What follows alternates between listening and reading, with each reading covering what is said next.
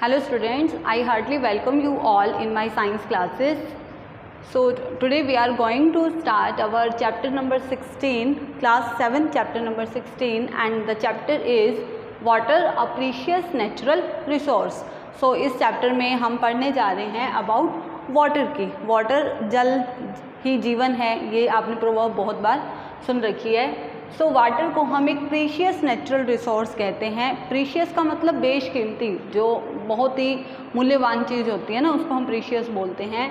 And the natural resources mean जो resources हमें nature से मिलते हैं, they are our natural resources. तो हमने सॉइल वाले चैप्टर में भी बात की थी नेचुरल रिसोर्सेज की, कि जैसे कि हमारी air, water, soil and minerals, जो ये हमारे रिसोर्सेज हैं, ये हमें नेचर से ऑब्टेन होते हैं, तो इनको हम नेचुरल रिसोर्सेज कहते हैं. तो इनमें से सॉइल के बारे में आपने चैप्टर 9 में स्टडी किया है, और इस चैप्टर में हम स्टडी करने जा रहे हैं अबाउट आवर वाटर. तो वाटर क्या होती है? इन अ लिक्विड फॉर्म जिसको हम यूज़ करते हैं. सो what is the importance of water? तो वाटर जितने भी लिविंग ऑर्गेनिजम्स अर्थ पर एग्जिस्ट करते हैं, so water is essential for all the living organisms. कोई भी लिविंग ऑर्गेनिज्म जो है वो वाटर के बिना सर्वाइव नहीं कर सकता. तो वाटर किस किस एक्टिविटी में कैसे हमें हेल्प करता है? तो अगर हम बात करें प्लांट्स की, सो प्लांट्स को वाटर चाहिए होता है for the process of photosynthesis, क्योंकि फोटोसिंथेसिस प्रोसेस के लिए प्लांट्स जो हैं वो सॉइल से वाटर और मिनरल्स को ऑब्जॉर्ब करते हैं, और सनलाइट का यूज़ करके और एक ग्रीन पिगमेंट क्लोरोफिल, इसकी मदद से अपना फूड खुद बनाते हैं. तो without the absence of water, अगर वाटर अवेलेबल नहीं होगा तो प्लांट्स के अंदर फोटोसिंथेसिस प्रोसेस जो है वो नहीं हो सकती है. अगर हम अदर एनिमल्स की, जिसमें कि हमारे ह्यूमंस भी इंक्लूड होते हैं, तो ह्यूमंस में और एनिमल्स में वाटर बेसिकली किस लिए चाहिए होता है?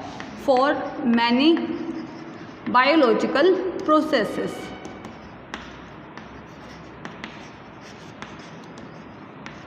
वाटर हमारी बॉडी के अंदर बहुत सारी बायोलॉजिकल प्रोसेसेस को कैरी आउट करने में यूज़ होता है. ये बायोलॉजिकल प्रोसेसेस क्या होती हैं?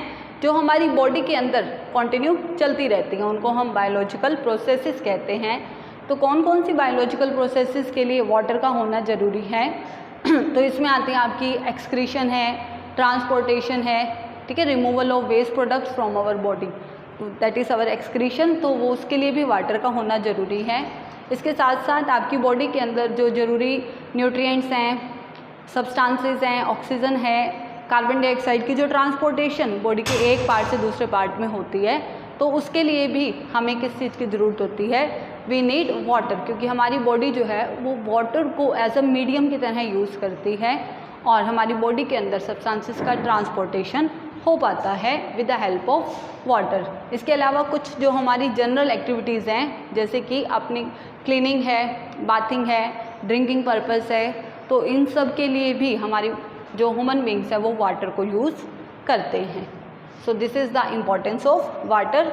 सो हम क्या कह सकते हैं? दैट सभी लिविंग ऑर्गेनिजम्स के लिए वाटर का होना बहुत ही नेसेसरी होता है.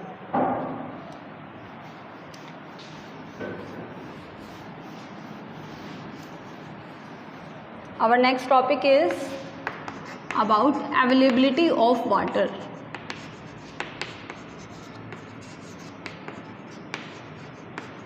कि हमारे अर्थ पर कितना वाटर अवेलेबल है. तो अगर हम अर्थ की बात करते हैं, सो 71% of earth surface it is covered with water.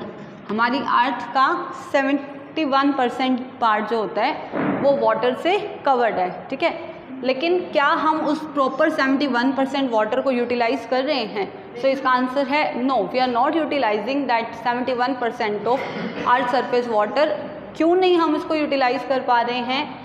Because जो ये 71% वाटर है, इसका ऑलमोस्ट 97.5% वाटर जो है it is available in sea and oceans.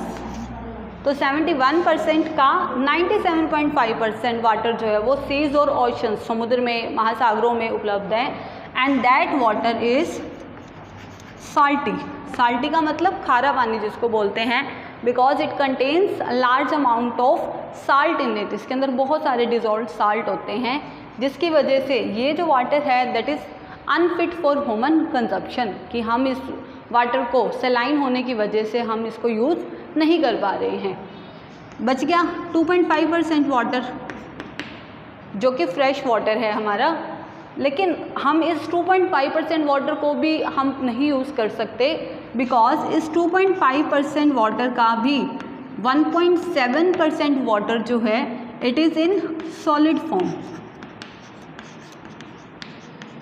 Solid form जैसे कि आइस, ग्लेशियर्स, पोलर कैप्स, जो इस फॉर्म में सॉलिड फॉर्म में एग्जिस्ट करता है वो 2.5% का 1.7% है। तो बचा कितना? Only 0.8% water which is available for the humans for their use, जो ह्यूमन्स की यूज़ के लिए हमारे पास अवेलेबल है।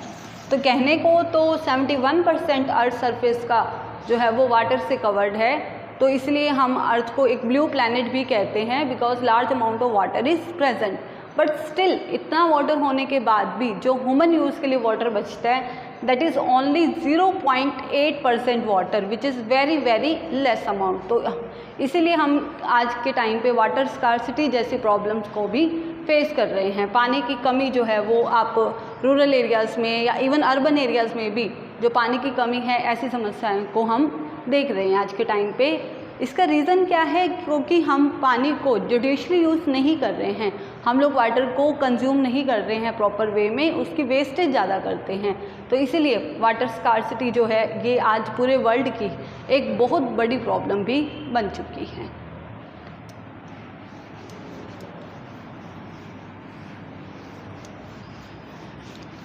चलिए नेक्स्ट हम बात करेंगे about the forms of water.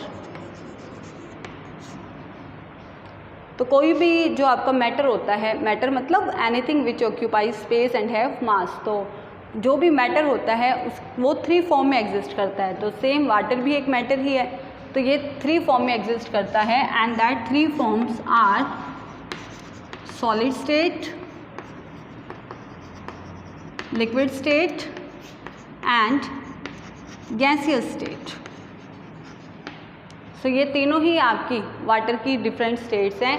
Solid state का मतलब आइस, ग्लेशियर्स, स्नो, हेल्स, जो ये हैं, मतलब जहाँ वाटर जो है वो सॉलिड फॉर्म में पाया जाता है। तो ये हमारी सॉलिड फॉर्म के कुछ एग्जांपल्स हैं। लिक्विड फॉर्म जिसको कि हम यूज़ कर रहे हैं, which is available in our rivers, canals, seas, oceans, so जो इसमें पानी पाया जा रहा है वो हमारा लिक्विड फॉर्म होता है। और liquid form water is also available as ground water, जो हमारे अंडरग्राउंड वाटर जो होता है that is also in the liquid state. And if you talk about the gaseous state, अगर गैसियस स्टेट की बात की जाए तो water is present in the form of vapours, जो हमारे एयर के अंदर वाटर वेपर्स जो पाए जाते हैं, it is the gaseous form of water. So these 3 are our various forms of water.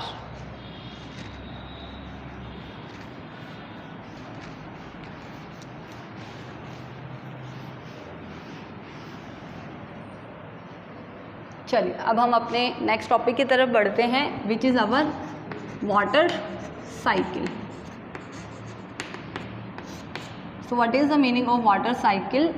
Water cycle क्या होता है? The continuous movement of water which varies in its different states, कि जो वाटर है वो अपनी अलग अलग फॉर्म्स को चेंज करता हुआ हमारे नेचर के अंदर कॉन्टिन्यूसली मूव करता रहता है। ठीक है, जैसे कि इसमें जो वाटर साइकिल होती है उसमें वाटर आपका सॉलिड स्टेट में भी आता है, लिक्विड स्टेट में भी आता है और गैसियस स्टेट, तीनों स्टेट्स में कॉन्टिन्यूसली मूव करता रहता है, एक स्टेट से दूसरे फॉर्म में चेंज होता रहता है, and then come back to earth again, और वापस ये किस पे आ जाता है? अर्थ पे आ जाता है। अर्थ पे भी वो सॉलिड फॉर्म में भी आ सकता है और लिक्विड फॉर्म किसी भी फॉर्म में आ सकता है। तो जो हमारे वाटर साइकिल में मेन प्रोसेसेस हैं उनमें आती हैं आपकी इवेपोरेशन,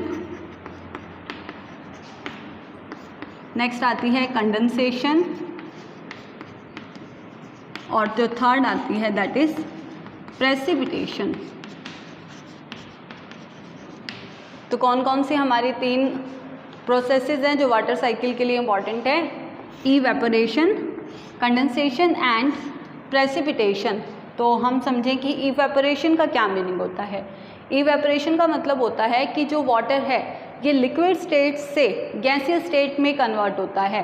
तो जितना भी आपका सरफेस पे वाटर है, चाहे रिवर्स में, लेक्स में, सीज में, ओशंस में, तो ये वाटर सन की हीट की वजह से कॉन्टीन्यूसली इवेपोरेट होता रहता है और वाटर जो है वो लिक्विड फॉर्म से गैसियस फॉर्म में कन्वर्ट होता है।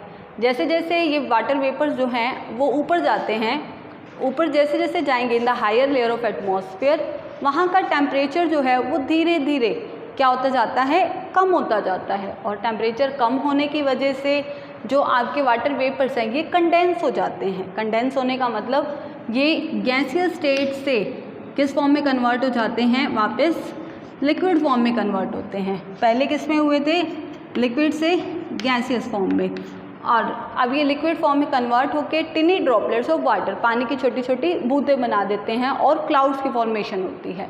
तो क्लाउड्स बेसिकली क्या होता है, क्लाउड वाटर ड्रॉपलेट्स की कंडेंसेशन से ही होता है। वाटर वेपर जब कंडेंस होते हैं तब क्लाउड्स बनते हैं। फिर जब ये क्लाउड्स बहुत ज़्यादा इकट्ठे हो जाते हैं एंड वो अब उन वाटर ड्रॉपलेट्स को होल्ड नहीं कर पाते हैं, तब ये वापस हमारे अर्थ में आ जाते हैं। किसी भी फॉर्म में आ सकते हैं, इन the form of rain, in the form of snow, in the form of ice, ठीक है, या फिर हेल स्टॉर्म। तो हम किसी भी फॉर्म में मतलब उसको वापस अर्थ के ऊपर मतलब हम मिलते हैं।